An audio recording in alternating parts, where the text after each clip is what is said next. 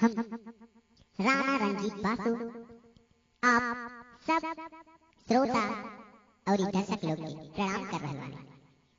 आपन एगो भोजपुरी गीत आप लोगन के परोस रहे हैं।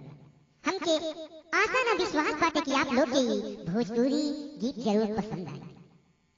सजना के बिन अंगना अरे सुना लगे हो, अरे सुना लगे हो, लिखी पतिया तन ननदो बुलाई दे तू हो, लिखी पतिया ए ननदो बुलाई दे तू हो।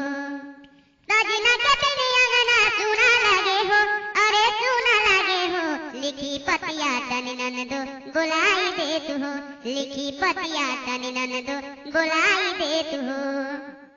चूड़ी के खनकर सवत जई से लागे, चूड़ी के खनकर सवत जई से लागे, सजना के अखिया खोजत औरी जागे, करी टेलीफोन घंटी, करी टेलीफोन घंटी, बजाई दे तू हो, अरे बजाई दे तू हो, लिखी पतिया तन ननदो बुलाई दे तू हो, लिखी पतिया तन ननदो बुलाई दे तू हो।